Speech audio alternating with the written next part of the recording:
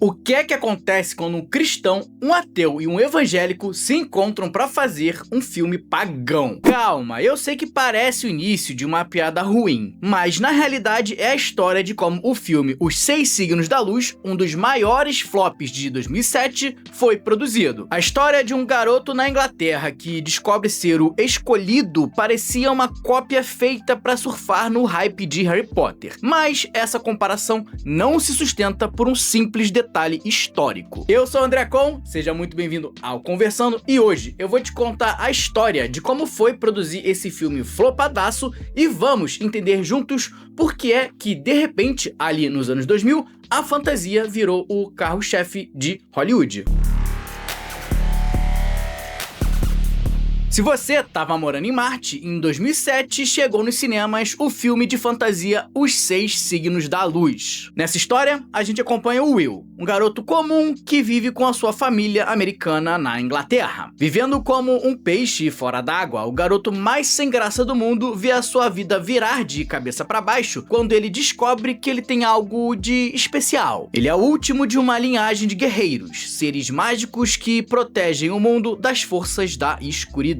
You are the Seeker.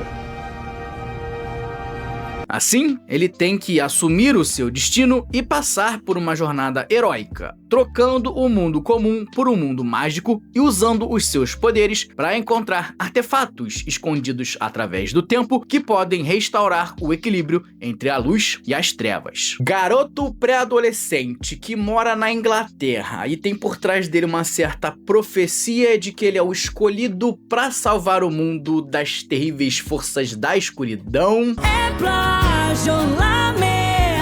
Mas calma, antes de você terminar de digitar aí no comentário que isso é uma cópia mal feita de Harry Potter, deixa eu te falar que a parada não é bem assim. Mas pode ir comentando qualquer outra coisa pra engajar o vídeo por enquanto. Pra você aí que tá mais por fora que cotovelo de caminhoneiro, eu trago uma dura realidade. Essa obra é uma adaptação de um livro que foi publicado muito antes de Harry Potter. A saga The Dark is Rising, traduzida pro Brasil originalmente como A Rebelião das Trevas, foi escrita pela autora inglesa Susan Cooper e publicada entre 1965 e 1977. Esse universo teve 5 volumes publicados, dentre eles The Dark is Rising, o segundo livro dessa saga e o material utilizado para fazer o filme.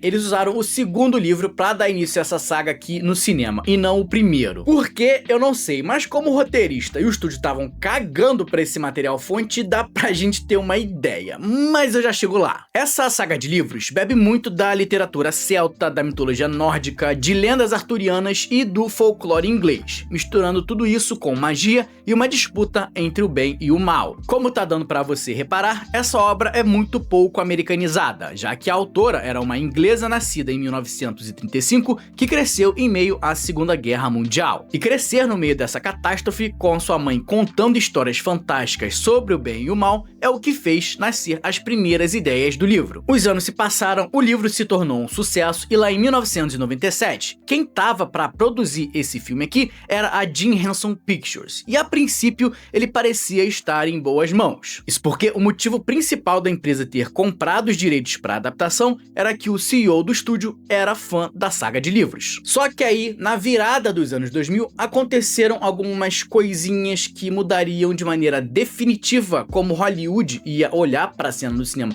pelos próximos 10 anos, e isso vai inevitavelmente afetar esse filme aqui também. No começo dos anos 2000, o mundo vivia um momento de instabilidade, em particular os Estados Unidos. A internet se popularizou e acabou também produzindo a chamada bolha.com, uma crise financeira especulativa que atingiu diversas microempresas. O presidente Bush era uma figura extremamente divisiva, e em 2001, para piorar tudo, ainda ocorreu o ataque às Torres Gêmeas, implodindo a sensação de segurança do cidadão médio norte-americano. Em meio a esse turbilhão de angústia e com um inimigo invisível, o antídoto, ou parte dele, veio de Hollywood. As pessoas passaram a procurar por um método de fuga, um escapismo, tentando encontrar um local conhecido e seguro, diferente do caô todo que era o mundo real. E assim, a fantasia chegou com força para preencher essa busca angustiada. Harry Potter e o Senhor dos Anéis proviam exatamente essa sensação de conforto, familiaridade com o que é conhecido, com o que é seguro. mundo. Essas obras também tinham um inimigo claro, bem definido, que dava pra identificar, diferente da confusão que tava no mundo real. E aí, o cidadão médio dos Estados Unidos caiu dentro das sagas de fantasia. Ué, mas aí isso então teria que ser uma boa notícia para os 6 signos da luz. Porque afinal, se todo mundo tava consumindo fantasia e queria ver isso nas telas, então eram mais chances para esse filme aqui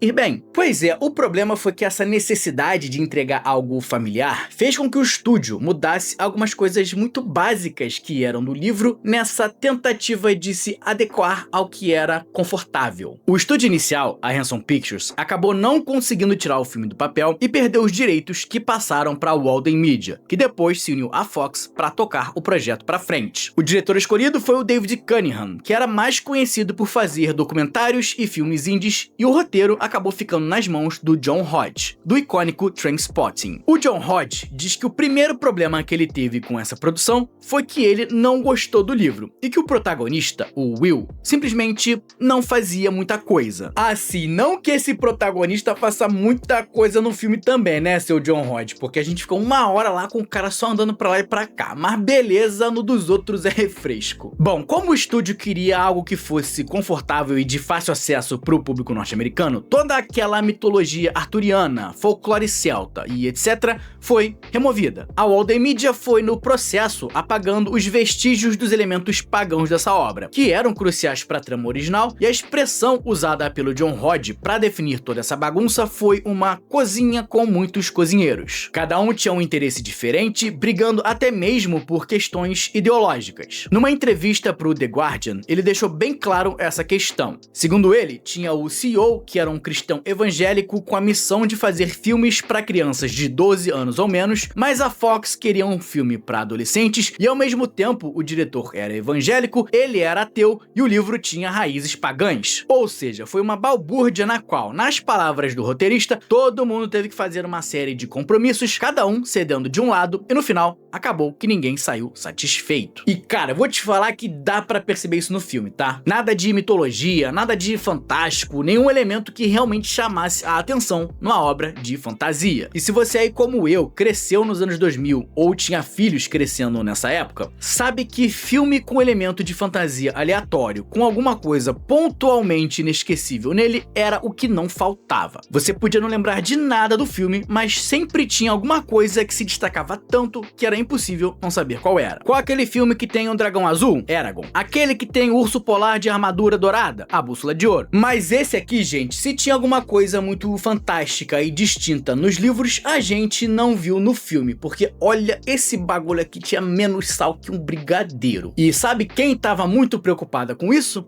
Pois é, a autora dos livros. Mas não mais preocupado que eu se você chegou até aqui e ainda não se inscreveu no canal. Antes da gente ver a autora cuspindo marimbondo, já aproveita, clica aí no se inscrever, deixa o like gostoso aí, porque esse é o único jeito do YouTube entender que o conteúdo tá legal. Bom, a Susan Cooper tava pouco convencida sobre as diversas mudanças feitas. Ela tava preocupada com a rejeição que essa obra ia sofrer dos próprios fãs, em especial a galera da Inglaterra. A autora chegou a mandar cartas para a produção pedindo algumas mudanças no script, mas parece que o pedido foi simplesmente ignorado. Assim, o protagonista Will deixou de ser britânico e passou a ser um estadunidense morando na Inglaterra. Ele ficou mais velho, ganhou um irmão gêmeo perdido e perdeu a chance de ver toda aquela mitologia e folclore usados no livro porque, como a gente já viu, eles tinham sido removidos. Mas é o seguinte, com um orçamento reduzido, avaliado em 45 milhões, esse filme nem ia precisar convencer tanta gente assim para poder dar algum retorno financeiro para o estúdio. O problema é que ele precisava ainda assim convencer pelo menos alguém, e esse filme aqui não tinha nada de empolgante pra galera. Lá em dezembro de 2007,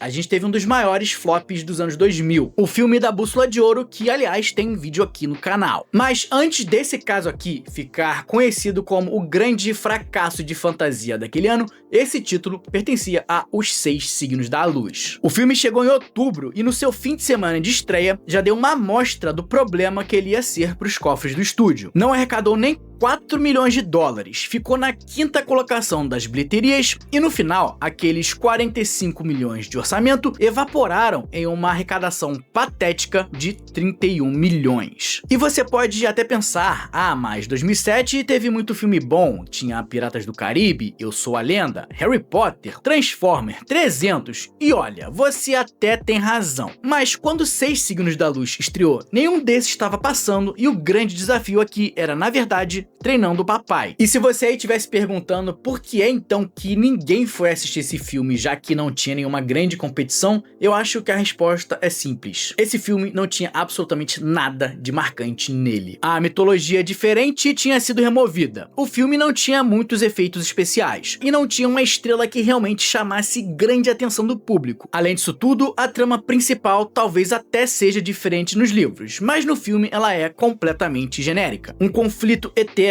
entre luz e trevas e um garoto escolhido que precisa passar por uma caça ao tesouro, catando artefatos quase como se fosse uma quest mal escrita de jogo de videogame. E eu acho até que daria pra gente ficar aqui argumentando um monte de outra coisa em cima desse filme, mas eu vou resumir isso aqui com o comentário que o Thiago S. fez lá no portal do Rotten Tomatoes. Filme fraco, o roteiro é fraco, as cenas são fracas, a história é fraca, o elenco é fraco e ninguém ajuda a melhorar o filme. Os personagens são fracos e o filme deveria ter cenas bem melhores e relevantes pra fazer o filme ser bom. E é basicamente isso mesmo, cara. O grande Thiago S. aí foi preciso na sua avaliação. Um abraço aí, Thiago S., se você estiver me assistindo. Esse filme aqui é o famoso Nada Acontece Feijoada, com uma avaliação péssima de 13% dos críticos e 33% do público no Rotten, e uma nota 4.8 no IMDb. Os Seis Signos da Luz conclui sua jornada não como o início de uma franquia épica, mas como um lembrete melancólico de que o público pode até ser trouxa, mas também não é tão trouxa assim. Americanizar uma história com folclore celta e pagão, higienizando para um público que queria se sentir confortável no ambiente familiar, acabou gerando uma história genérica, sem emoção e sem alma. O filme provou que aquele escapismo que as pessoas buscavam no cinema ao longo dos anos 2000 não era necessariamente sinônimo de simplificação, como muitas obras da década acreditavam que era. E Os Seis Signos da Luz acabou sendo engolido pela sua própria mediocridade. Mas e você? O que você achou de Os Seis Signos da Luz? Você curtiu esse filme ou era que nem eu que preferia ir assistir tinta secando do que ver esse filme aqui quando passava na sessão da tarde? Deixa o que você acha aqui nos comentários. E se você quiser receber mais conteúdo como esse, com histórias e curiosidades sobre esses filmes que pouca gente fala hoje aqui no YouTube, também me segue lá no Instagram, no @com.versando. Valeu, gente! Muito obrigado por me receber na sua casa, um abraço e até a próxima!